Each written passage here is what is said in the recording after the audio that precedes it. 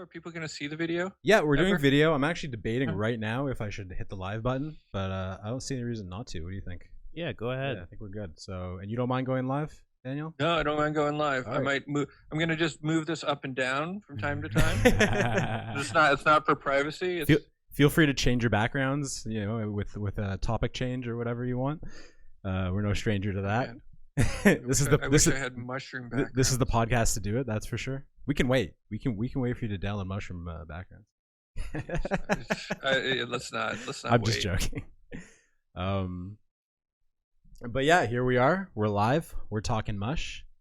This is your host, Michael Johnson, and your other host, Colin Cummings. Hey, Joe Rogan. Faux Rogan, you know? Faux Rogans. And And we're here with Daniel Yeah. of TAM Integration, the spiritual leader, or program coordinator, as he'd like to be called. And we're really excited to hear about his mushroom stories and also about integration and people he's been involved Thanks with. so much for having me. Yeah. Boom. And now I'm on the right camera angle. So hi, everybody. Yeah, that's how I roll. It's okay. It's okay. Yeah, we're getting there. Because this is the camera angle that I actually needed because there's actually an important question that I actually have to ask you, sir. And I was just wondering. What's the question? I was just wondering, what do you prefer? Do you like Psychedelic Johnson better or Unreal Johnson? Which one do you like better? Unreal. Oh, that makes sense. That makes sense. There's already a Psychedelic. And I'll argue that he's one of our most reputable guests as well. But the Psychedelic is what? I mean, No. you know Psychedelic Who- Brancatelli? Who is Psychedelic? No, Psychedelic Marcatelli? Brancatelli. He's got the Psychedelic podcast. Oh, no way. Wow. There's a Psychedelic You don't- podcast you don't wanna- already. You're not original. I'm sorry. Oh my god. You don't want to tangle with him either. No, it's all. No? Tell us more. What's going on with him? He's great. I love him. You know, Oh, I'm man. just saying it is. He's You know, it is Brancatelli. He's you a, know. Oh, okay. Oh, he's a heavy hitter. Heavy hitter. Just start off good with with that sort of talk. Oh my gosh, man. I think we were just Well- threatened. I just lost. Every episode I asked the question and Now we don't have to ask it anymore. Thank God for that. You just contributed to a loss for me. That name is Sleeping with the Fishes. No. Hey, it's a really nice podcast you got there. It'd be a shame if something happened to it. That's great. That's perfect. All right, let's get to it. Get to it. Honestly, I usually ask people what their views are on psilocybin first, but I would just love if you would just go into what it is that you do, because that's definitely something that we have to learn more about. We know how to take it and we know how to trip, but the integration part is something that we don't actually like. Well, that's do interesting. per I se. want to hear how do we know how to trip? What does that mean? Well, How do we trip? which means that I know how to take it and I know how to feel the effects and everything like that. I know how to go through the experience, but the afterwards, like actually integrating everything, that's not something that I actually, I don't know, I guess they specialize in. Like I don't go through anything intentionally afterwards. I was just Right. wondering if that's what you do. And or for specialize me, it's like 50-50. Sometimes I set an intention and I go through that, and I actually will make space to discuss it afterwards over the coming days and months. And other times I just sort of see what happens, and I don't really talk about it with anybody. And I think for me, integration is something that has, you know, been a topic more at the forefront over the last couple of years as far as getting my attention, and I'm really excited to learn more about it from your perspective. Well, Yeah. I mean, what I have found for myself is that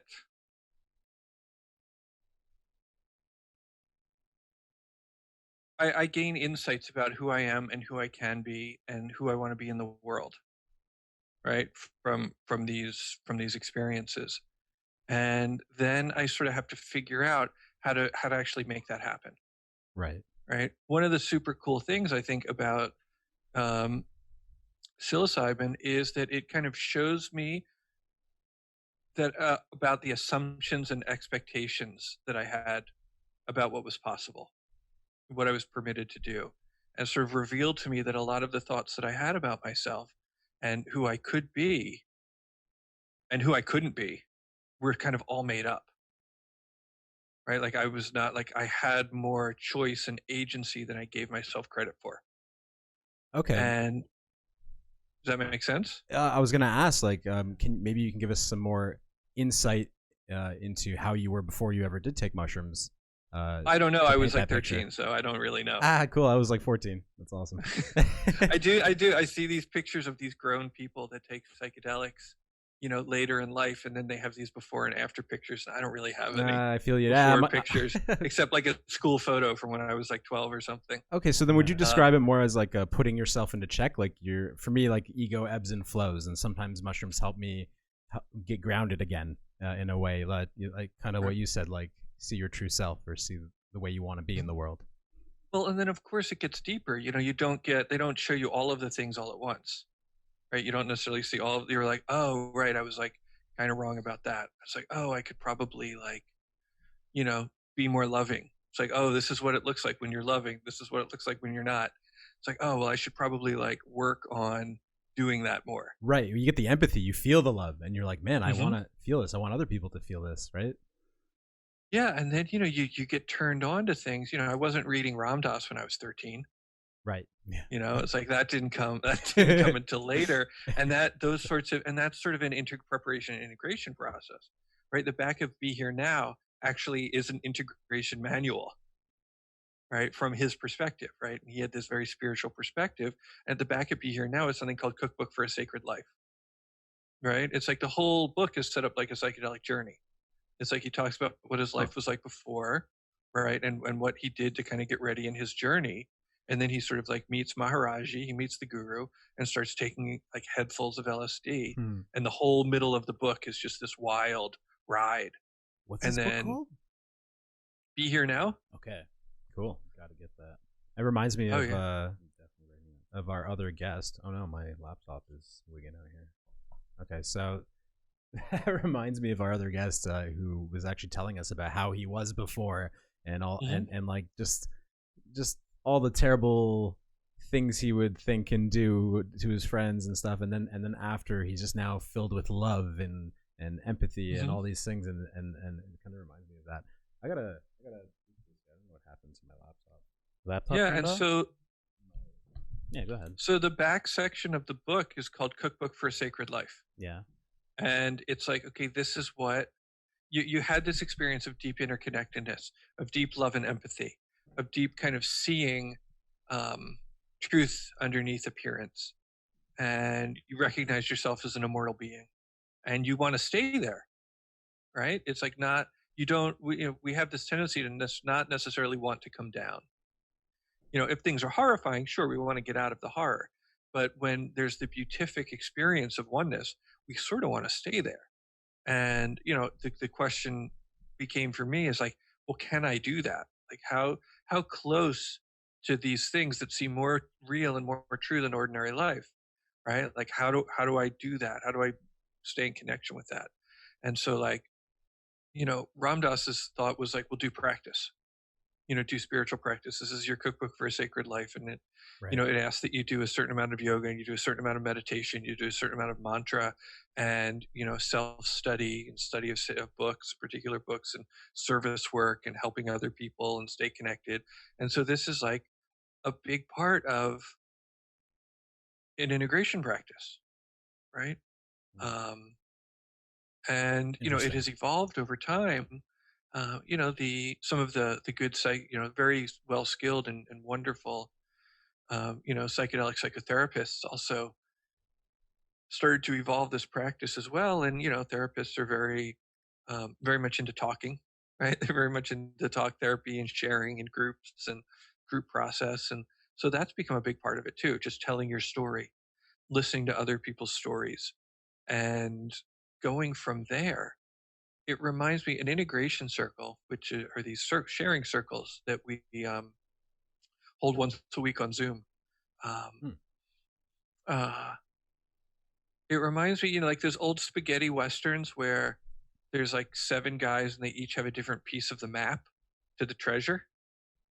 Yep. Okay. That's kind of what integrate, whatever the movie is, or it's an archetypal theme. Yeah. and it's archetypal because that's what it's like for spiritual practitioners, for spiritual seekers. You know, it's like this kind of uncharted landscape, and somebody's like, well, I was over on that side and it looked like that, and then somebody else like, well, this happened and I realized that. And so, you know, people come to circle and they end up hearing something that somebody else says, and it recontextualizes an experience they had 10 years ago. Ah, so everybody becomes like a mirror for one another. Yeah, it's just a big funhouse mirror. Right. You never know when how many times you need to hear something, or like, you know, if it's framed just the right way for you to take it in at that right time. Yeah. You know, you can learn a lesson so many times but not really, you know, act on it. I'm actually going through that right now. Like, I realize that everything's like revisiting. Like, you have to like revisit things like over and over to like really get it. Right. Because like now I'm at a space, like 5 years ago, this guy's like, hey, you should learn animation. And I'm like, no, that's silly. I'm not doing it. And now I'm at a point with my podcast where I'm like, the only way I see this thing going is animation. And now I gotta learn it. You gotta It's learn like those keyframes. Yeah. Yeah, exactly. So it's like revisiting, like taking it with like this new mind, going back to something that I was like I before. find that when I, you know, take on a new skill, it'll be challenging the first time I take it on, and then I'll walk away from it. And the second time you come back to it, you feel like, man, I've lost so much. I haven't been practicing. I haven't been into this for a while. Mm-hmm. But I find that when I actually take that leap and I start to do it for a second time, you very quickly remember a lot of the stuff that you learned the first time around. It just sort of integrated into you in a way, and you want and it just sort of comes back. It's like riding a bike in a way. You're just like, oh yeah, I remember how to click this button and that button. So you pick it up a lot quicker the second time, and even the third time around. And I'll use like 3D modeling as an example. You know, I've come back to it like 4 or 5 times over the last 5 years, and I keep getting like a lot better each time I do finally come back to it. But it's very much like a side hobby. So, anyways, yeah, it's weird. Yeah, I like what you kind of say about muscle memory, because that is, there's almost like you were saying, oh, we know how to take mushrooms. You know, and it's like there's almost a muscle memory to that you know, it becomes a habit. It's like, oh, things get a little weird. Okay, well, I'm just going to relax a little bit more. I'm going to take a deep breath. I'm going to take a sip of water, and I'm going to like just see how this plays out. You know, I'm not going to get too panicky right off the bat. Right. Yeah. Exactly. We have that experience. and that's no small thing. You know, and in essence, we're kind of training ourselves to meditate. Like that's almost like a meditation practice. Definitely. You know, it's like, oh, I'm just gonna something is a little bit unpleasant. I'm not gonna run away from it. I'm gonna lean into it. I'm gonna enjoy the weirdness of it. Yep. And I'm gonna see what there is. It'll pass too. Yeah, absolutely. Mm-hmm. Yeah, no, that's definitely something that we don't all have. And when you see people resist, you know, that's when things kind of go awry. Have you ever seen? I guess you only deal with the integration. You don't see people through their experience. So no, much. not. You know, I mean, we've all been to concerts. Yes, we all have friends. Yes, yeah. You know, it's interesting because, you know, you will hear, you know, there's all of this very new crop of psychedelic therapists. Some of, you know, which with all varying skill levels and, you know, intentions and experience. Right. And it's interesting because, and this is something that is of concern, is that they are training people to become psychedelic therapists who have not had psychedelic experiences. Yeah, that's a problem. Yeah. And that's a problem. And they're saying, well, it's okay because you just do the methodology. You know, it's like you just do the thing you're trained to do, and it'll probably be fine. And, you know, I would suggest that there is no amount of training that meets that I mean, there's training on one hand, and then there's the experience of chasing your friend around and picking up all their clothing as they take it off. Yes. Exactly. While you're high I see what you're saying. There's two sides to it. You need to sort of have both to be an effective therapist or integrator. You need I mean, I don't know what would make you effective necessarily or not for who. Sure. But to sort of kind of, if are we talking about effective, or are we talking about excellence? It's like neither almost. It's more like, just able to go through the motions and handle anything that comes up, but you may not be effective or excellent. I guess that's where excellent comes in. You may be excellent, but not effective, is what you're getting at. Right. Okay. Like, I mean, I just know for me, it's like, if I'm working with somebody, I want to work with somebody who's excellent. Right. It's like, I mean, I want somebody who, like, there was a really nice video of, you guys know Mike Margulies of Psychedelic Seminars? No, actually, do you? No. You should probably try and get him on. And he does these really nice videos and conversations that are very, very well produced. And he did one with Bill Richards, who is a therapist and a scientist from Johns Hopkins. And he's a real, he's an old saint. He's probably excellent. And you're talking to him, you're watching Mike talk to him, and he's kind of talking about the process.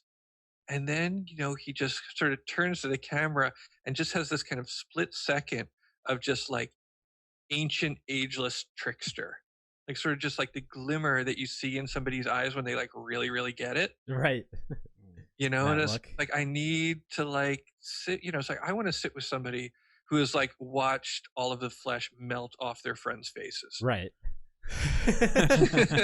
Yeah. And who knows that, like, all right, that's okay, so this is what's happening now. It's like, we're just gonna have to handle the fact that, like, it's like, I'm watching all of your incarnations all at once. Right. Watching all of my incarnations all at once. Sort of like this, Colin pointed out the art behind me. The woman who did these pictures of Radha and Krishna did some of those pictures from the Bhagavad Gita that the Krishnas put out. And there's like those pictures of life and death and rebirth, and just kind of the churning of the cycle of the wheel of life, and the infiniteness of it all. And I mean, you can't. Words are ineffable. You can't fake that. Right. Right. No, yeah, words are inadequate, not ineffable. It's the experience is ineffable so much that words are inadequate, rather. It's just like how do you like, and only if you have gone through that, then that's certainly a way to relate to someone else going through that, basically, I think is what you're getting at. Right. Yeah, like, it's like, if you're going to convince somebody that like it's okay that like snakes are like changing out their organs for jewels, right? Like, it's like, no, it's good. Like, that's a sign of initiation. You're doing good. Right. You just let it happen. So I guess the question would be, like, for someone who hasn't gone through that experience but has the training, how do they, or how might they typically react to someone who says something so weird to them like that? I don't know. Like, hopefully they do the best they can. Like, what's the unpreparedness part? Like, what I guess, like, that's the part that we are having trouble to explain. Like, what is that part that they're missing? It's the having the experience. Yeah, it is. It's the tattoo artist with no tattoos. Yeah. It's like, you can't you can take their word for it only so much, and you can only have so much faith in them to guide you through the experience. That's that's if you know that they haven't done it. Like, maybe like that's not something that they'll disclose to you. I'm not sure. Right. I'd be curious. Right, and that's another question. Should it be disclosed? Right. I don't know. Yeah, interesting. Because like anybody who's searching for one would want to know. Like, that would be like a prime question that I think anybody should ask. Right. Right. Like, and if the person says no, or they won't disclose that information, then, like, I don't know, I'd move on and tell some guys like, yeah, man, I had a trip last week. Well, and then even, is it something that you'll have a chance, depending on what the medical system looks like, it's like you get who you get. That True. too. Yeah. That too. Yeah, you can't just be searching the back alleys for people. Yeah, I remember when I was in the system, it was just like that. You just got who you got.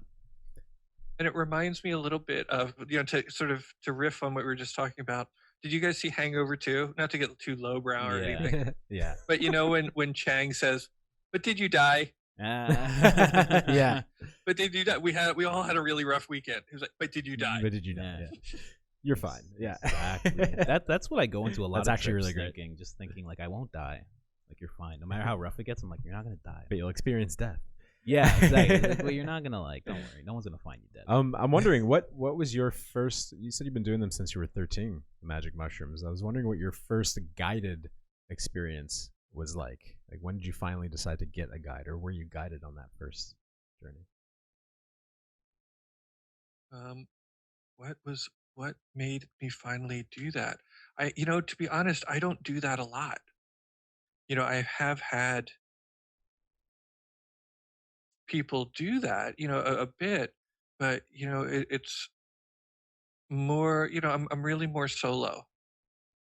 Um, and I don't, I mean, it's nice to have somebody to bounce things off of, for sure. Mm-hmm. Um, so that's nice.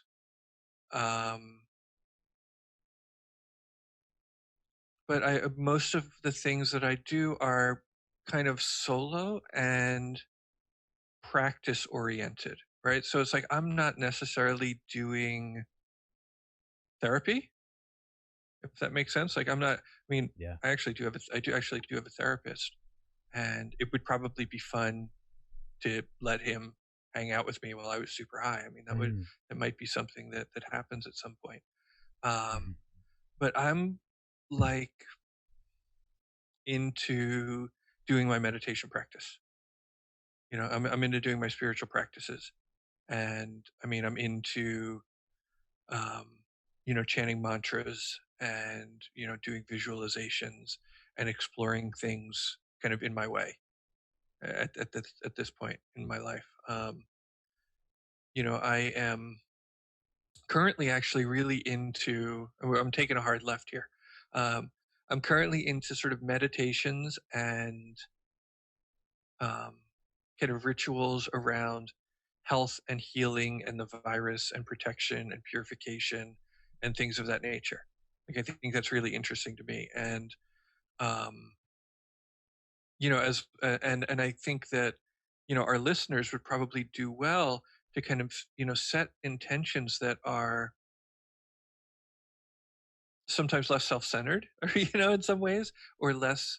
It's nice to do the exploration of the self and the let's figure out what my shadow is, and let's gain clarity, and let's deal with trauma, and like those are all valid things to do, and bits of that sort of come up for me, but I'm mostly trying to explore what's possible. Does that make sense? That makes sense. And In what in so what it's in what sense are you exploring what's possible when you're? well, like for example, I mean, yesterday, um, I mean, and I'm, to like at these, I have a newborn. I've got a 5-month-old, Wow! Congrats. Congratulations. and he's awesome. It's not a good time for me to do psychedelics right now. It hasn't been for a bit. I don't have that kind of time, and I need to be sort of on a little bit more. But like last night, I ate a ganja blueberry. you know, at night, he was asleep, everything was quiet, and I did mantra. And I just did mantra with the intention of sort of sending vibrations of healing and care to the doctors and the physicians who are, on the front lines, as it were. Right. And like that sort of energy is really interesting to me right now, and like sort of how that moves energy through my body, and how that brings kind of various visions and emotional states, and just the chanting of the mantra itself kind of creates a really nice environment for my beingness, and those sorts of things. And so for people who don't require medical care, right, like I mean, I benefit from a little psychological help now and again, but if for well people, but you could also sort of round me up to well. You know what I mean? Right. Round up. I round up to healthy. Yeah. What they call at John Hopkins a healthy normal. You're going from round me 0 up to to 10, not from -10 to 0. Yeah, you can round me up to normal too, I guess. Yeah. But not neurotypical, but normal.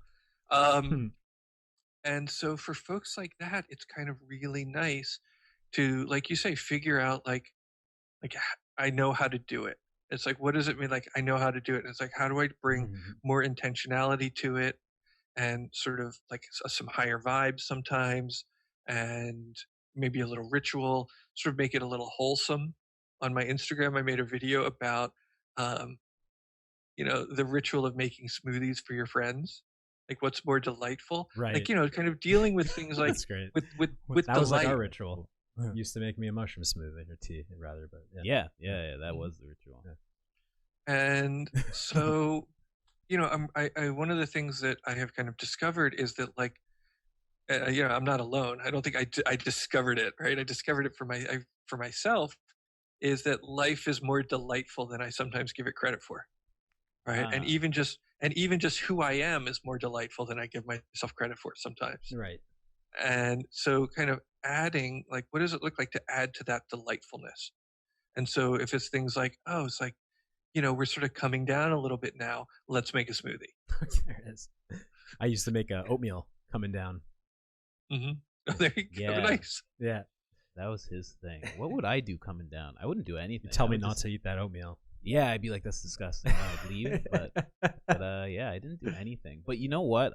Like, we're making hard lefts. I just want to make a hard right because I have something on my mind here. For integration, like the regular tripper, the regular person who just like goes and like just has occasional trips and everything. What are some questions that we can ask ourselves afterwards to properly integrate the experience, if there's even any questions that could be asked? What might be a question? How do I live this new truth? How's that for a question for myself? That's true. Yeah. Sometimes your whole entire world in reality is shattered, and then you come out of it, and you're like, "What do I do with this? Yeah. How do I live this new truth?" What does the Okay, so here's a concept. I was just thinking of like one-liner questions. So there is a difference between desire and methodology, right? Or natural drives and methodology. And I'll use this story. So let's say somebody has a psychedelic experience and they come out of it and they end up saying something like, I need to quit my job and play guitar all the time. Or I need to quit my job and move to the jungle and play guitar all the time. Yeah. Right. And so that methodology seems screwy, no offense. Right. But what we see is a natural drive and need and desire that's healthy. Right. So what I hear is I need to connect more deeply with nature. Yeah. And I need to connect more deeply with my creativity. Right. Both of which are extraordinarily wholesome and healthy.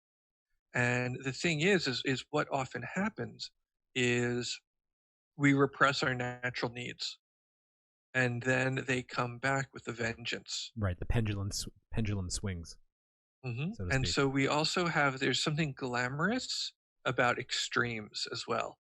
And so let's say I talk to that person and I say, well, when's the last time you've been in nature? And then they'll say something like, well, there's this really awesome park near my house.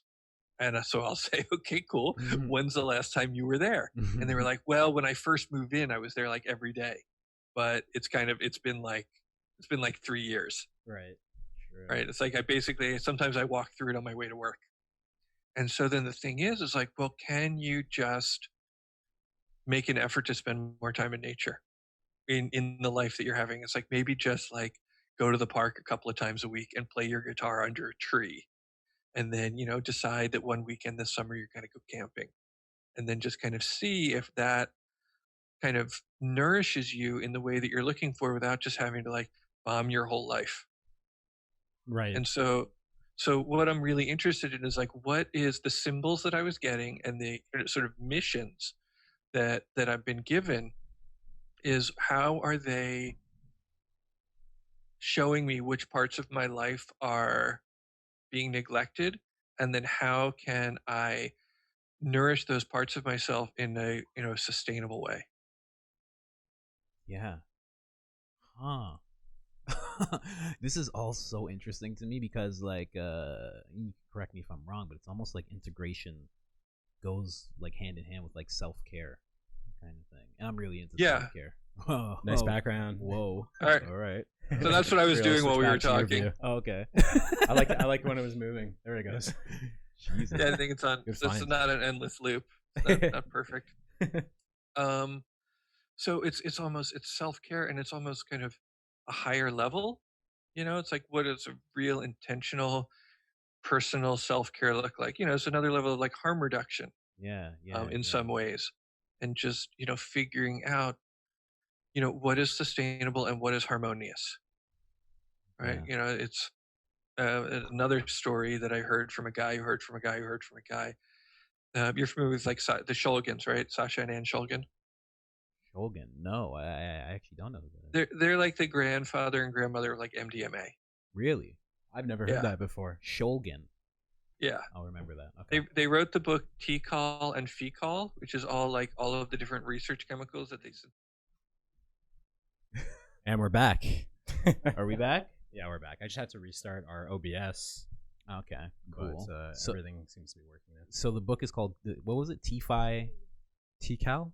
T-Cal, Tikal, and Fecall, phenylalanines. Okay. I'm not a scientist. I sometimes pronounce, of course, some of these things wrong. I've been meaning to check those out for a while. They got on my radar around a year ago, and they've sort of been on my queue. It's cool that you're bringing it up again. Can you expand a little bit on those books? Well, I mean, it would seem that they had a lab. They had a lab in Northern California, outside San Francisco. This cute little place. And they would make different tryptamines, and they would listen to music, or they would have sex, or they would go on hikes, and they would report back what the effects were like. And some of them were better than others, and some of them gave them a headache and whatnot. But there was the story goes is that the friend of a friend of a friend of a friend got a package in the mail that had a lot of MDMA in it, and there was a post-it note on the package that says, "Warning, do not get married for 6 months after." Right? That's really funny. Which speaks to the understanding that we all have a desire for love and connection and commitment and care. Yeah. And that sometimes, our methods, the Buddhists call it skillful means. It's like we have to make, we want to really tune into, are we taking the most skillful action in the moment? Huh. Interesting. Yeah, no, I really like your approach to integration and not, taking an extreme. We actually had a guest on a few weeks ago who did get married right after his ayahuasca ceremony. Did it work out for him? Was that what happened? They did the ayahuasca and then got married. And they got married very shortly after. Yeah, within 6 months for sure. But I think it was within the month actually. You know what? And it's so funny that you say that, because like if after my ayahuasca experience, if I had the money to go get a ring, I'd be married right now. Oh my goodness. For sure. Wow. For sure. And yeah, and so I guess that's part of your work, Daniel. You talk to people about these new desires and sort of discover what that need is inside of them, and then talk to them about it. And is that one aspect of integration? That's one aspect of it, is kind of helping to make things right sized, and sort of and decoding the symbols. Yeah. I mean, quite often, the subconscious, whether it's the subconscious or whether it's the mushroom or whether it's a combination of the two, or maybe it's aliens, I don't really know. Mm-hmm. Often talk to us in trans-rational ways, right? They don't, the visions are not like in English. Yeah. Right. And also people are even say, I saw hieroglyphics, or I saw another language. And so the subconscious communicates with us in symbols. And those symbols are not to be taken literally. Did you guys ever see Contact, the movie Contact? Yeah, I've seen it. I have, but years ago. Yeah. So remember when she went to the other dimension and her dad comes walking on the beach and she starts talking to him, and then she was like, "Wait, you're not my dad?" And he's like, "Yeah, we just picked a form that would make sense to you." Yeah, I remember that.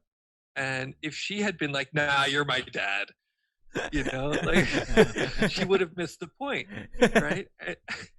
And so often it's like we get a symbol, like we get a vision of our fathers, and it's not about him, really. I mean, it could be, but it could also be about, like, you know, the masculine principle, right? It could be about authority. It could be about the patriarchy. It could be about, like, the sort of care or lack thereof that we received from him, right? And so it's sort of like taking the Scooby-Doo masks off of the symbol systems and sort of seeing how that is really playing out in such a way that we can sort of evoke newer parts of our understanding. Wow. Hold on a second. Okay, so I like where you're going with this, and Yeah, yeah. Give me. You got an example for me? Well, I got something, and maybe you could help. When I was on ayahuasca, it wasn't a father figure, but I saw a woman.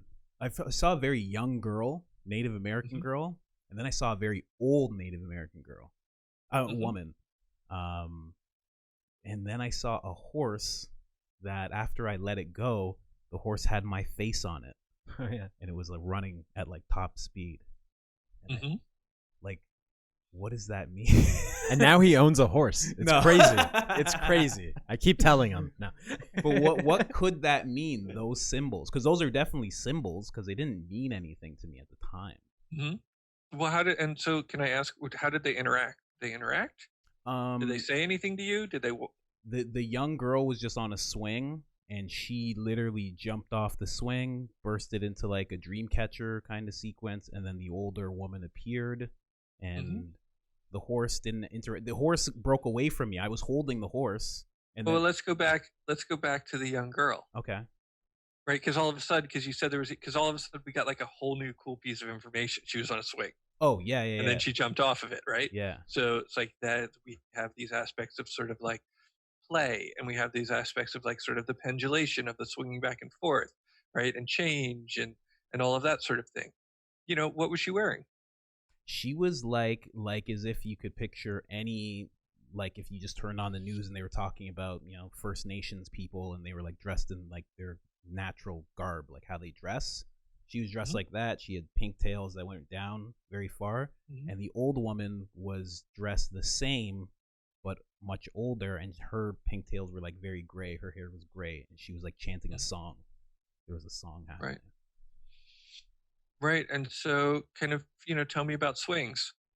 About swings? Like in my life? Yeah. Just, well, not necessarily in your life, unless there's some sort of traumatic swing thing. No. But just sort of like, your sort of general idea about what swings represent. What does swings represent? Well, throughout my childhood, they were always something that you got on and jumped off. That was the thing that we did. We went as high as you could and jumped off. Okay, so what is that feeling for you when you would do that? Oh, when I would do that as a kid? Oh, man, It was exhilarating. First off, learning how to swing was exhilarating. I didn't know how to do it, and I was like, literally had like 3 kids around me, and they're like, just move back and forth, and I started doing it, and it was like a celebration. I was like, I'm doing it. Right. So we have this scene that is like almost like resilience for you. This is resilience building. This is you and your community of friends, your peers, and you're kind of learning to do something that's exciting, and you're celebrating learning it, and it's like exhilarating to practice it, and it's like, wow. So that's what I'm getting. Yeah, maybe. Yeah, and then she jumped off, but then she bursted into a dream catcher and then turned old. Okay. So tell me about, so she bursted it, so there was a transformation. Yes. Right. So the celebrating, exhilarating is sort of this, I mean, it's like, I'm sure you can probably even feel in your body what it was like to jump off of a swing. Oh, 100%. Yeah. Now think about but then you would always land, right? Of course, yeah. So now think about like you jump off the swing, and instead of landing, you burst into a dream catcher. Yeah. So that's dope. That would be pretty incredible. Be pretty mystifying. So okay, now we have an older woman, and like sort of what, and she's singing. Yes, she's going, and she's like rattling something. She's like, yeah. So tell me more about it. Dig into it for me. She was just really old, and she was just chanting, and she was much bigger. Like if you can imagine a movie where like somebody's small, they burst into something, and then all of a sudden, like it fades in this much bigger, older woman chanting, and she just the chanting was very consoling. It felt good.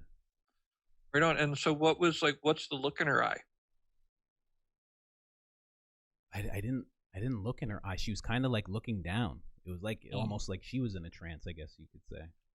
Like she was just like. And what was her character like? She just seemed like an old lady. You know what? It seemed warm and seemed loving. Mm-hmm. That's the only thing I could associate with it. And then tell me more about chanting in your mind. What I think about chanting, I think chanting is something that you do in meditation practices. I've done it myself. Sometimes it takes you to higher levels. Sometimes it like focuses you, which I guess is a higher level. Mm-hmm. Yeah, it's a generally good thing. Mm-hmm.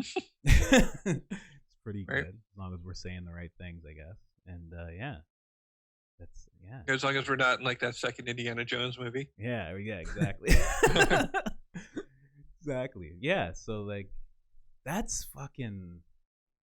I like what you just did. That line of questioning was really cool. So is that like a little peek into like what integration's like? Like people are giving you pieces of what they've experienced, and then you're just backtracking it for them, making them focus on certain things.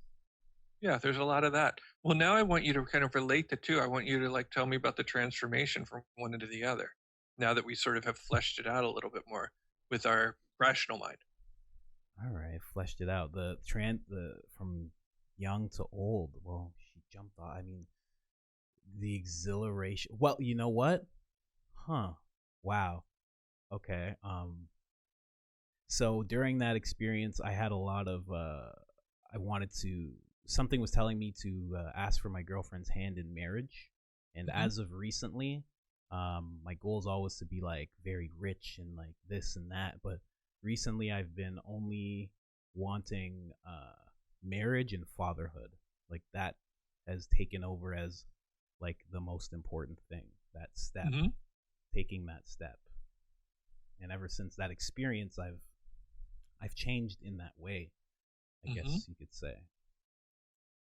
But I'm only connecting that right now. Well, that's cool. Well, it's just, I mean, reflecting back is that this obvious, representation of maturation. Maturation, what's that? When you mature. Oh, it's happening. When one matures, right? So we have like a young girl doing young girl stuff. Yeah. Right? There's a young girl doing young girl stuff, playing, celebrating, exuberant, exhilarated.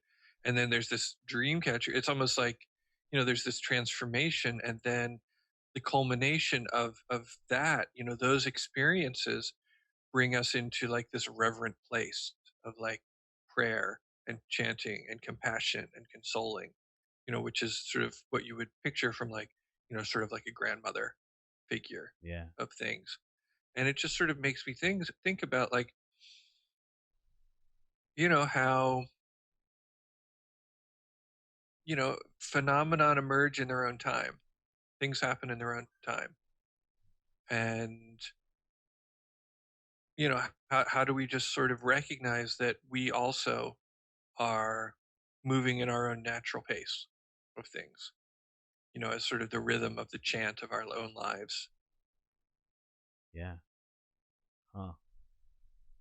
You're like a shaman. I mean, but that's just what I, that's just me, riffing, on a couple of words that a guy I don't know just said. Wow, that's you riffing, eh? That was a riff. I feel like it's. Well, I mean, I don't have notes. You're amazing. That's incredible. I don't have notes. That was incredible. Did you guys talk before this? Yeah, right. I swear you planned this. No.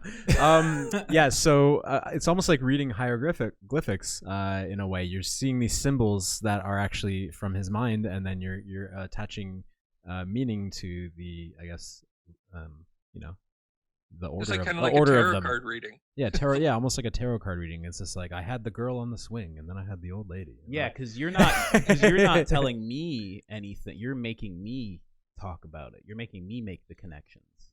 Right. I mean, and it's really tempting. It's really like I waited for a while before I shared what I had to say. Yeah. Because what I say it's not my life. Yeah. Who cares? I don't know anything. But it's like really, and you see that like, some of it were just the symbols. I wanted to know how she was dressed. I was like, wouldn't it be interesting if you were like, oh, and like, she was like totally looked like an ordinary Native American person, but she was wearing a Batman t-shirt, right? It's like, that would be like a whole different, you know what I mean? A whole different thing that it's like our subconscious used to communicate with us. You know what I mean? Yeah. And also noticing that like things like the swing, these things do have personal connotations for us that we can almost feel, that you can feel, right? So one of the things I started to ask you is like, okay, what did it feel like when you were a kid? What was the sensation of jumping off a swing like for you?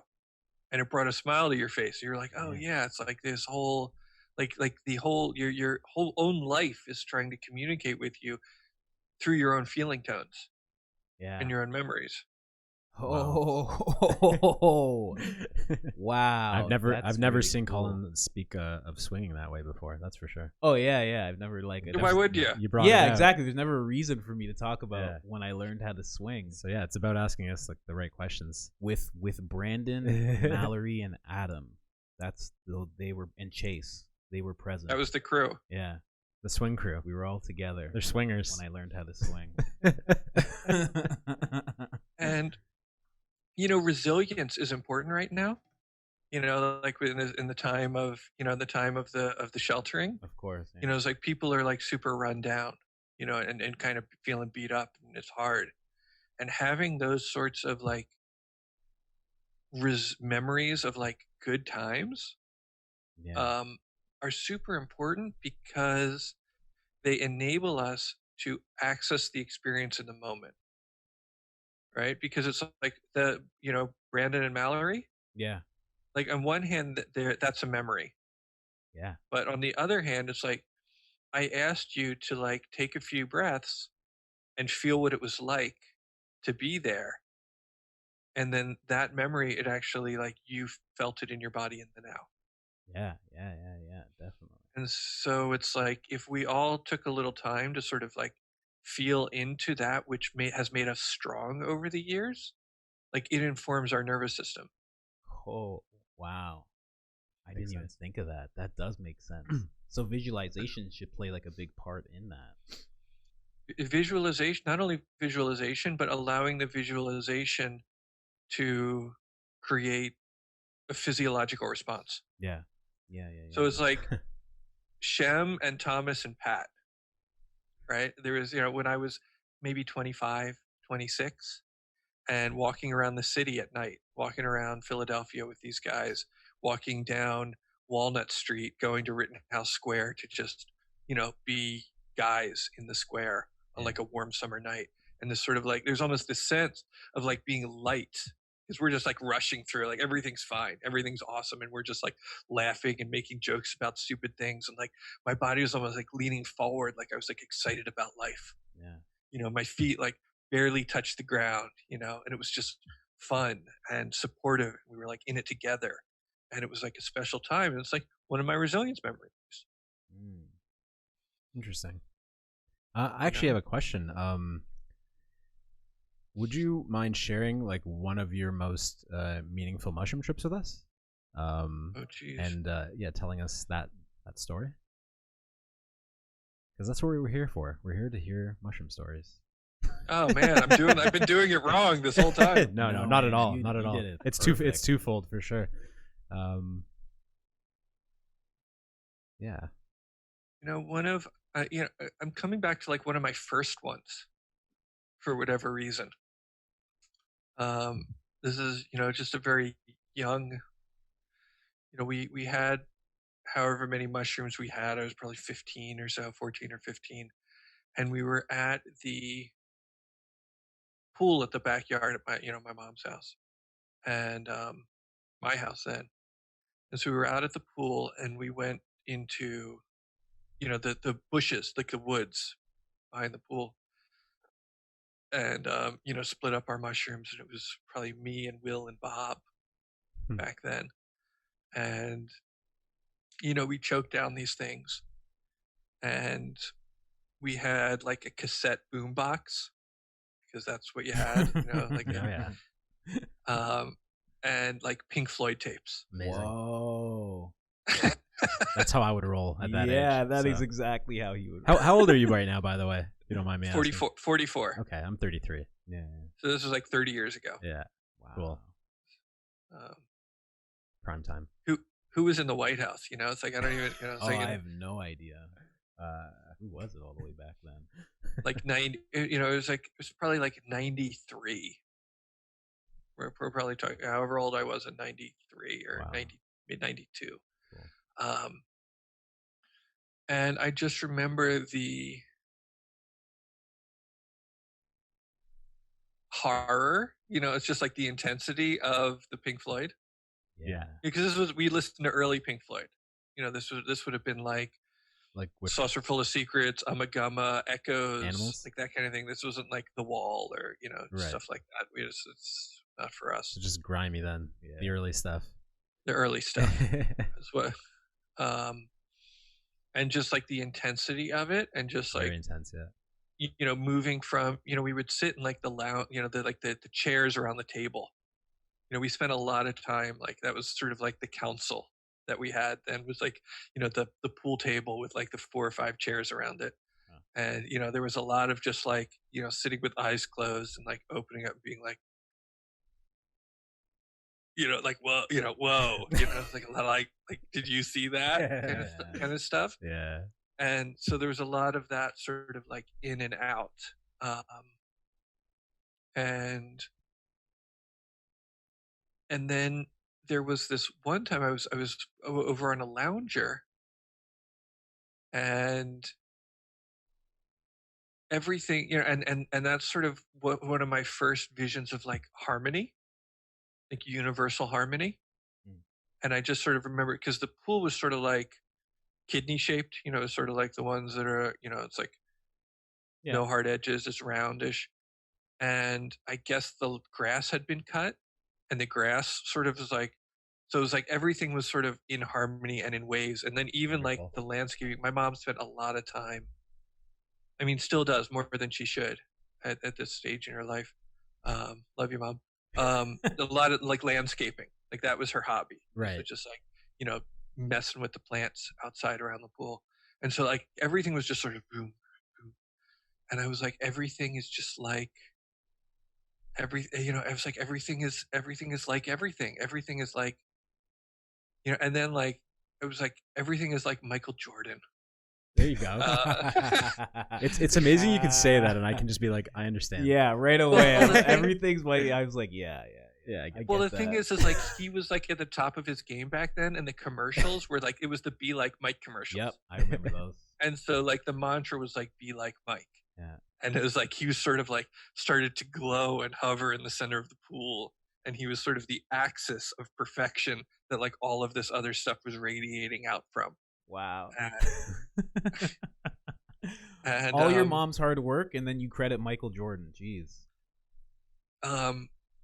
Yeah. I mean, I've had special experiences with my mom too, but yeah, that's I mean, it was really, although back in those days, there was a lot of like cat and mouse, like, you know, the stigmatization and criminalization of psychedelics drives wedges between families. Right. Yeah, that's definitely true. You know, and so we're you know, I'm a grown man. Our relationship has never been better. But you know, there were times when, you know, you have to sneak around and you lie, and you don't want to. It's like, but that's sort of the name of the game, you know, in, you know, the 1990s suburbia. Yeah. You know, exactly. Yeah, I was gonna ask, what was the stigma around mushrooms at that time, just with like the regular populace of people? It was just, you might as well be smoking crack. It was just drugs. Wow. I mean, I don't know what it would have been like if I had been caught with crack, but yeah, so maybe not like crack, but yeah, no, it's still like that in some ways, depending on who you talk to. Yeah. But, I mean, I do know that there were times in the city, because we would sometimes have to go to the city to get, but mostly to get pot. You know, it's like you couldn't really go to, you know, sketch neighborhoods in Philadelphia to buy mushrooms. You know, they didn't have it. right. But there were certainly times when, you know, people would be like, I don't have pot, you should just buy some crack. Wow. You know, like there would That's be weird. places where it was That's weird. just easier. It was just easier to get crack some nights than it Right. was to get pot. That doesn't jive. Wow. The 90s was a scary world. the 90s on like 60th and Market Street, yeah. Yeah, 63rd and Market. San Fran, yeah. Well, Philadelphia. Oh, in Philadelphia? Oh, because there's a Market Street in San Francisco. That's why I was like confused there. Yes. Yeah. Yeah. Okay. Yeah, we would go to these Jamaican variety stores. Like a bodega? Yeah, like a bodega that had like a Lion of Judah on the sign. Yeah. We got a couple of those. And we would have to we'd have to buy a bag of M&Ms or a bag of chips. Yeah. So, and then some of the guys would just let you have the bag of chips. You know, if you like bought half a dozen dime bags, like you could get 15 years old driving down to West Philly to buy dime bags. Brilliant. You if sometimes you bought a half a dozen dime bags, you could have the bag of chips, but some guys would charge you for the chips because they didn't want you walking out of there with nothing. Right. Yeah. That's smart. That's smart. But if you had walked out, if a cop had been there, he's like, "What are you doing here? Buy chips?" Yeah. Of course. Yeah. Like, it's really doesn't. There's like it's like this is my cover. Yeah.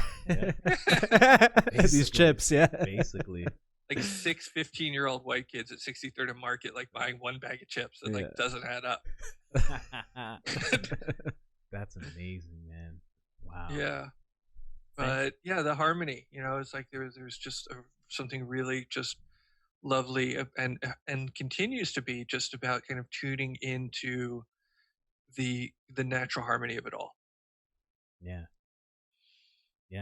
So what would you say your takeaway was from that experience in the end? Just being in tune with the harmony, or what was my takeaway is that like I wanted more of that. Okay. Okay. That and you know, if anything, it was those sorts of experiences that kept me away from hard drugs. You know, I remember, you know, at some point me and my friends being like, "Oh yeah, we want to have like a nice long life of like eating mushrooms." Right. Like I'm not going to want to put that at risk by like shooting dope. Right. That makes sense. That's logic I haven't heard before. Fucking right, man. But I like it. Nah, man, that makes perfect sense. That's what happened with me actually too. Because right around the time I found mushrooms, everybody around me was doing cocaine. Okay. And like I could have easily just like wanted to like be one of the boys and just done it, and it would have fucked me up. Oh yeah, that would have fucked you up pretty good. Oh man, I can barely handle smoking joints, let alone fucking smoking crack. I was wondering actually, have you ever experimented with microdosing, or have you been more of the medium to hero dose kind of guy? I mean, a little bit. A little bit. I don't really like keeping stuff around. Okay. True. You know, and so it's and you know, I just yeah, I mean, I'm fairly risk averse.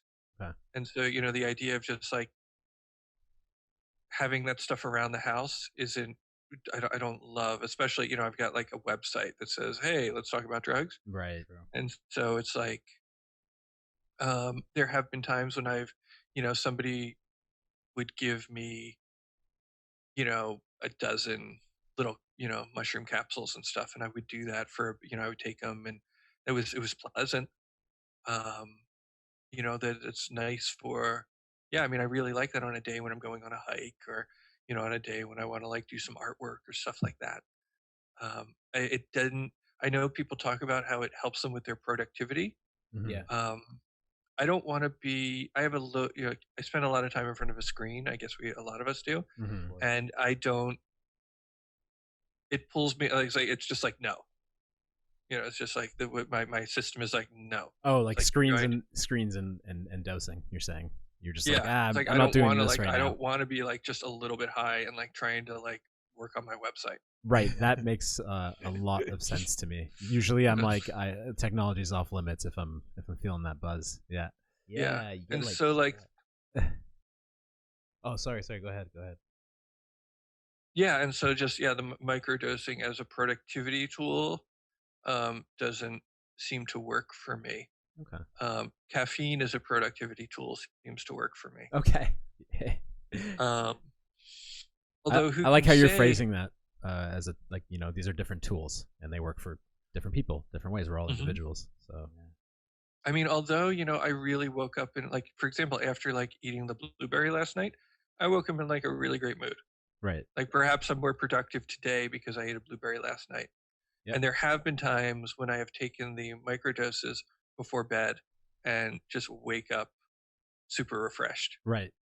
So it's like, don't hesitate to don't be afraid to sleep through your microdose. Yeah, actually, I'm glad you spoke to that because I was gonna bring that up. I like to microdose, but I don't.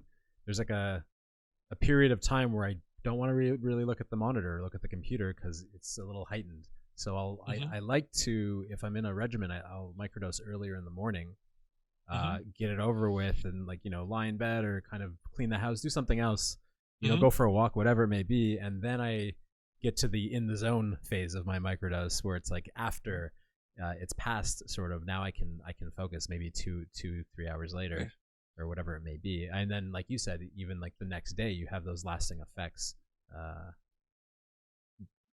Come over. That's what I do with weed. Yeah, like really, I'll smoke. Like right now, I'm gonna smoke after I leave here, and I'm gonna chill for like. Why wait? Why wait? Mike doesn't like smoking in his house. We have strict rules in this house. Yeah, you can't just be smoking in here.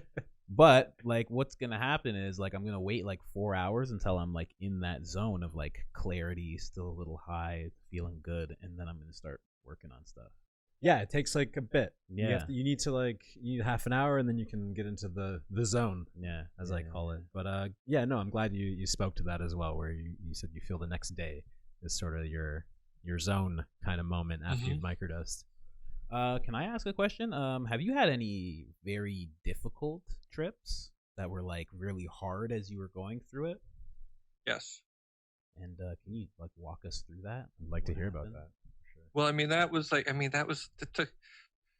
year. A year? A full year trip. It's one thing led to another. Before, as we were warming up, I talked about how I don't do conspiracy theories. Yeah, of course. And that. Or do you? No. I mean, we'll let the Redditors decide. That's the conspiracy. Yeah. Well, the Redditors can decide that for themselves. I mean, you guys know the story about like the two wolves story? Like one that you feed and one that you starve kind of thing? Yeah. Like there's the grandfather, wise old grandfather, and the grandson. He was like, we all have two wolves inside of us. And one is like kind and compassionate and loving and generous, and the other one is avaricious and greedy and cruel and mean. Right. And they're always at battle. And the kid says, well, which one wins? And the grandfather says, whichever one I feed. Right. So inside me, there are two wolves, and one of them is very much is the two psychedelic wolves, right? And one is like, kind and compassionate, and it meditates and like understands that we're all connected, and that interconnectivity requires that we are respectful and loving and understanding towards one another and that sort of thing. And then the other wolf is like, can't you see it's all connected, man?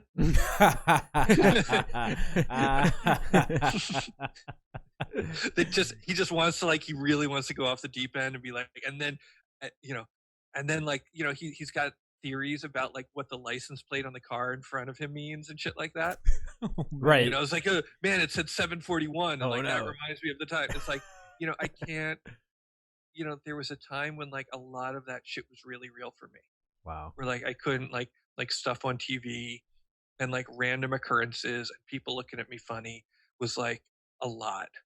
Wow. And it meant shit. And it was, and at the same time, which was, a lot of really wonderful insights came to me as well, but they were sort of mixed in with this sort of this clutter of meaning making that wasn't grounded. Right. And, it's like we do see. I mean, from time to time, your friend, one of our friends will kind of go off the deep end, and they become sort of like enlightened, but sort of like, in like a schizzy and like a schizophrenic, schizotypical sort of way, Yeah. right? And this is with full understanding. This is like full compassion for this situation, because I lived it. Yeah.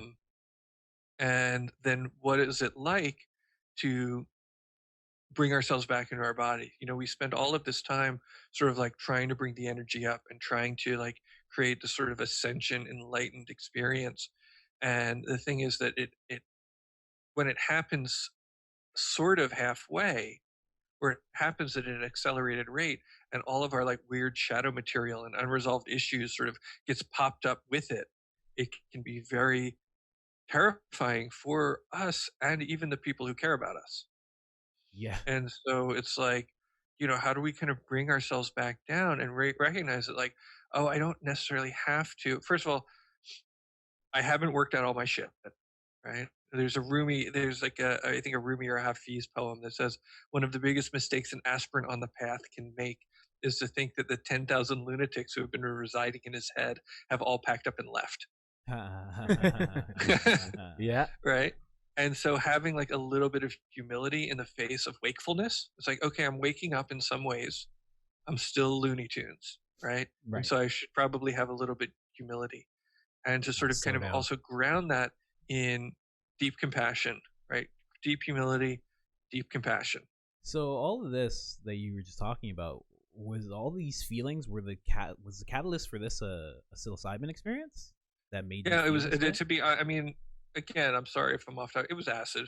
Oh, that's fine. That's, yeah, acid. Yeah, we're called Talkin Mush, but we talk about all the plant medicines. Yeah, acid got me like that too.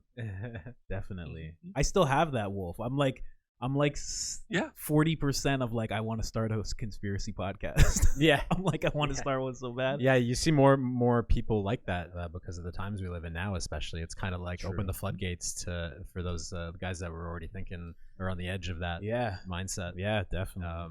Yeah. One of the things that there's a story that I believe Jack Kornfield would tell. Jack Kornfield runs Spirit Rock Center. Yeah, he's amazing. Okay. He was in Thailand or Burma living with monks. Cool. And he's just out in the forest with the forest monks, and he looks up in the sky, and there's like, they're pointing at like this light that's going by, and they're like trying to like, they're all kind of guessing what the light is, and he was like, that's a satellite. And they're like, what are you talking about? And he was like, well, the satellites, like we put them up there and then they orbit the earth. And they're like, what do you mean orbit the earth? And so he's like, well, the earth is a globe. And they're like, huh. And they're like, the way, and he's drawing on the ground with sticks, right? And this is how, if you get something going with enough momentum and gravity and all that, he's sort of like doing the whole, he's like breaking down science that we take for granted. Right. And one of the senior monks comes over and looks at it, and he says, what does this have to do with anything? Fucking right. Interesting. Because they're forest monks, and when he says anything, what he's referring to is wisdom and compassion. Huh. As in, he's like, that's like the sphere they live in, or that's what we're doing here. It's like we're cultivating wisdom and compassion here. Right. That's it's true. Like we're just not doing science in the forest in Thailand. Right. It's like you're doing like all of this, and I mean, I guess that is, there's pros and cons to that line of thinking, but you just see that like this very cloistered forest monk environment has a very particular sort of worldview. And I guess I don't know if he told him to stop necessarily, but he was like, just keep in mind that like what you're doing is not what we're doing. Yeah. It's almost like, poisoning the minds. He kind of is like, why is this happening right now? It's going to distract us. It's not poison, but. Yeah. It's like a needless distraction. Yeah. And so if it's like, if toxic. Tom Hanks and Oprah are really under house arrest because of like whatever, that's sort of that ended up on my feed today, I hear you. And if it's because of this or if it's because of that, and it's like that doesn't help me be of greater service to the people, to humanity. Actually, you know what? I'm glad you said that Ooh. because yeah, I've been dealing with some of my friends who've been sending me some crazy shit, and my point has been like every time I get sent like some crazy long article about 5G or whatever, I just send them something positive or something that's filled with wisdom or something just nice. The new Cosmos series is great, just filled with like knowledge that will change what the hell you're thinking. Like, why are you putting energy into this? Your energy could be better used elsewhere. Is sort of the bottom line of that. Who's sending you that stuff? Doesn't matter. Call them out. So we're really lucky. So we're really lucky in that we have potentially been given a glimpse at the radiance, gorgeousness, and wisdom of our essential nature. Yes, always grateful for that. Like we have seen like the just like the true nature. We've seen who we possibly really are, and all in all of its splendor. And so, are we going for it? Can you elaborate? Are we going for it? Are we going for like is was... that something that is just we just keep it in the closet, like the gorgeousness of who you really are? Yeah. Like the majesty and the magnificence of your true nature is like you just like leave that in the closet for like the next time you get high, or are you like working to like bring that forth in all of its glory to bless the world? Yes. Okay, so bringing that back to integration, then is that done? Is the way you've experienced that has it been in steps? Like you mentioned at the beginning, like people do mushrooms and they realize things sort of one at a time. You can't do it all at once.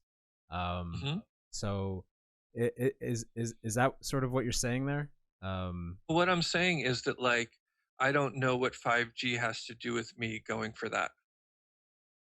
Yeah, like everybody needs a hobby. Like it's like you like things, what you like. You're still gonna watch bad television, eat weird food, and like you relate to people that you relate to.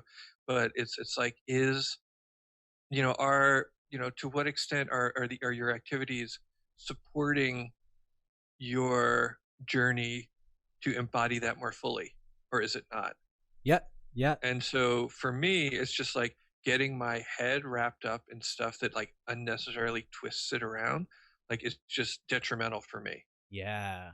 Like I need to sort of like I really want to like simplify. Ram Dass would say, like Ram Dass and Maharaji, it's like he would say when my guru wanted to compliment me, he would call me simple, and when he wanted to make fun of me, he would call me complicated and sophisticated. Look at how sophisticated Ram Dass is, because he would be posturing about stuff. Yeah, that's actually really great. That's so true. Which reminds me of a mushroom experience. Perfect. Sure, please. I was sitting there talking to one of my friends, and I could tell when I was bullshit and when I wasn't. Like I would get caught up in like, oh, here's a philosophical thing that I read somewhere that I think would be interesting, and I'm going to pontificate about it. And it would be coming out of my mouth, and I could feel in my body that I'm not actually talking from experience. I'm just posturing some bullshit to look smart right now. Right. So that would be magnified then, that feeling. Yeah. And then I would have to like, okay, well, what's true for me? Like, how do I share what's true? And I would kind of click into it and then be able to like speak from the heart a little bit more. Interesting. I guess you have to preface it with like that question, like what do I think is true, and like acknowledging that to be able to sort of battle that side of it. I actually took that line of thinking with the last podcast that I made, the one that I edited. Like I have a different one called Colin's Process, and what I started to do, like I had all this footage, and I started asking myself what's essential. Because I had all this stuff of us pontificating and saying great things and everything, but I was like, what's essential to this? Like, what is essential to the viewer? Like, what do they actually need to hear? And I just kept doing that and kept doing that and kept doing that. And 3 hours got dwindled down to 18 minutes. Yeah. Right on. It's like, what's essential to this? Like, what do people and that's what I'm going to ask myself from now on when I go into these projects. It's like, what's essential to this? Like, does it need to be all of this, or can it just be these 3 things, 4 things even?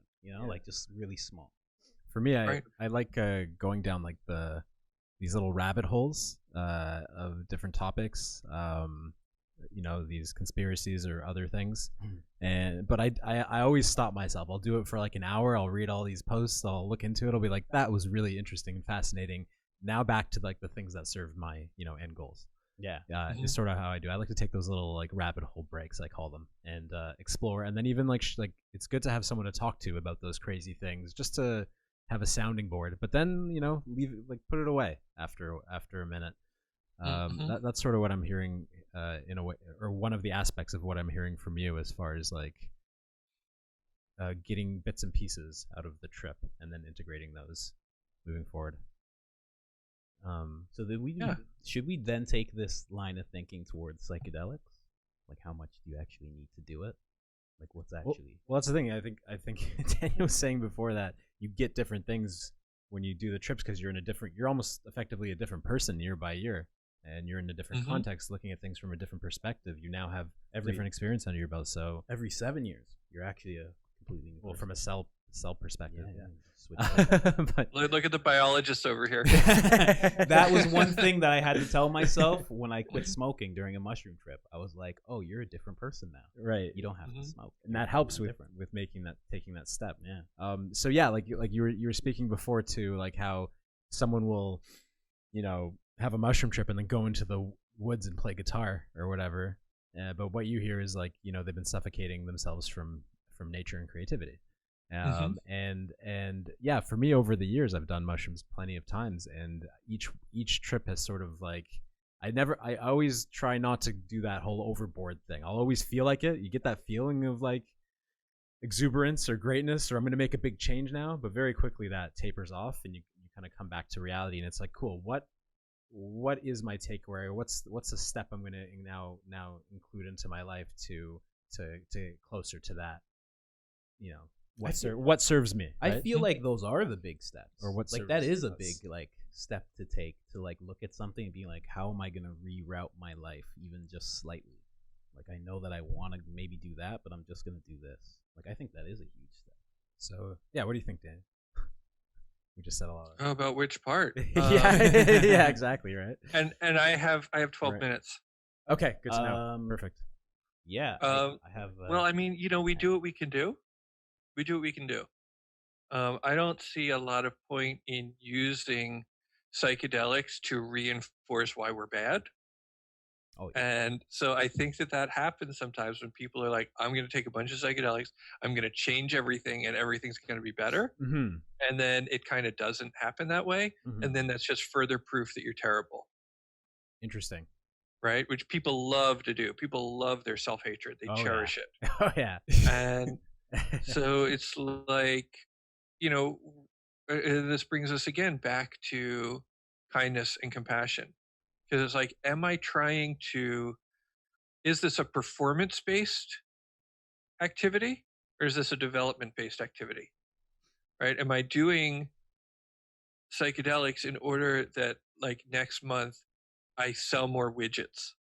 I get up earlier and I exercise better and I eat the different way and I sell more widgets. Right.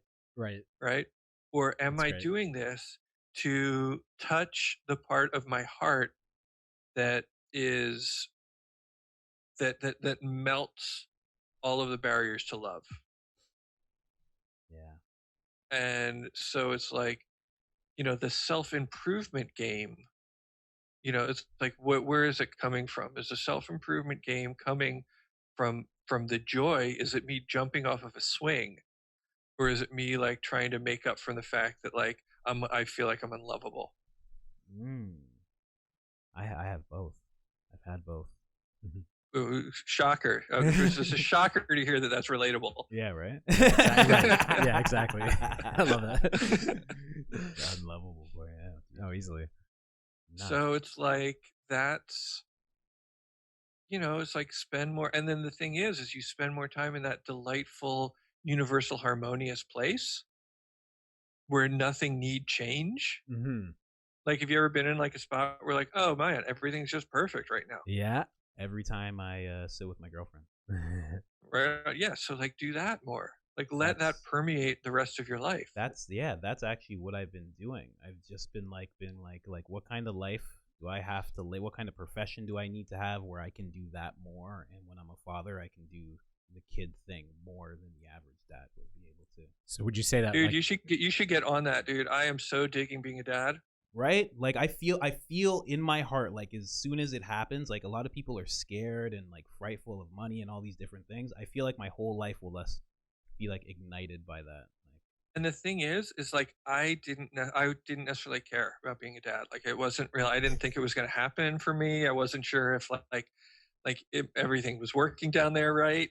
And it, I spent a lot of time with my laptop on my lap, Oh man. And as it happened reasonably quickly, we were like, hey, let's try. Okay, let's try. And then it was like, oh man, I thought we were going to get to try longer. And but I was like, okay, we'll just do this because I guess, it's like super important to her and we'll just see what happens. And I am thrilled. Like I am just like blown away at like how awesome it is. Would you compare it to if you're already there, like if you're already like, I'm stoked on it, you have no idea how stoked you're going to be. It's pretty amazing. Yeah. I've felt that for a few years now. I've always felt like I should have had a kid young, but the rational mind's like, no, you don't do that. And now I'm still young. Yeah, exactly. And now that I'm this age, I'm 34 now. I'm like, yeah, I'm still super young. But now I want to like 44.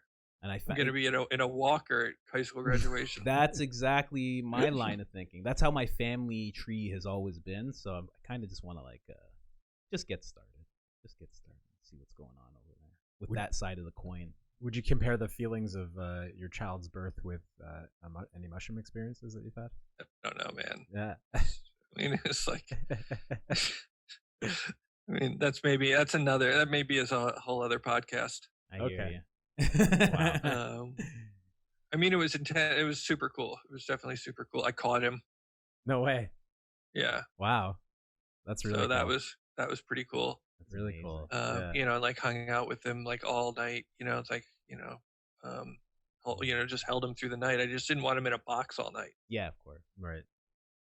It's like, yeah, sure, I'll stay up all night, hold the baby. Yeah, no problem. Yeah. Yeah, like nothing. That's wonderful. Yeah.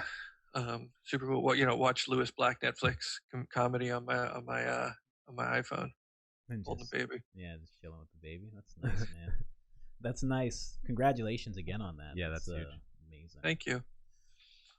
Can I plug my online course? I was gonna say, let's get some plugs before you have to go. Yeah, say everything that's going on with you. Yeah, it's important stuff. TAMintegration.com. Yeah. Right. Yeah. Here, let's get you. Bam. I have a do-it-your-own pace course called Creating Your Own Psychedelic Integration Circles. If somebody wants to create a psychedelic integration circle on their own, it's like you could do worse than to take my course.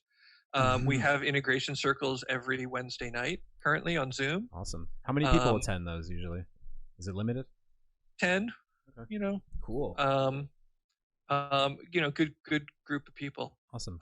In May, I'm starting I do a meditation intensive for trippers called Sitting for Psychonauts. Okay. And it's a 4-week meditation class. It's on Monday nights. And is that is that digital or is that something that is supposed to be in person? Well, it's live. It's via Zoom. Oh, it's via Zoom. That's what I meant. Yeah. I was doing it via Zoom before we had to. Oh, okay. Awesome.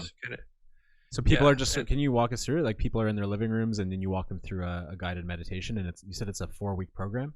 Yeah. Every Monday. Every Monday. Okay. Cool. In May. Pretty sure. Every Monday in May. Awesome. And TAM integration on all the things, all the channels. Oh, and you can buy one of these if you want. I didn't actually realize that was a TAM integration I did. Scarf. I saw the symbol. I didn't catch there. that. Yeah, there you go.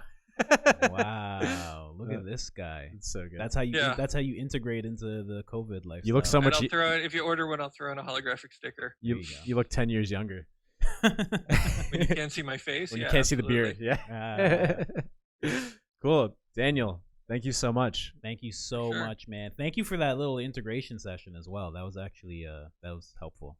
Very helpful. That was really fun. That was it was really good to get into it with you. Yeah. And guys, stay in touch with me. You two. Make sure we're connected on things so that I know what your lives are like. Absolutely. Definitely. 100%. If you see any symbols popping up on my Instagram or anything over and over again, let me know. I absolutely will. Tell me what's up, you know? Awesome. All right, man. This has been love you Talkin guys. Mush. Be well. Signing Have a out. good one. You too. Much Take love. care.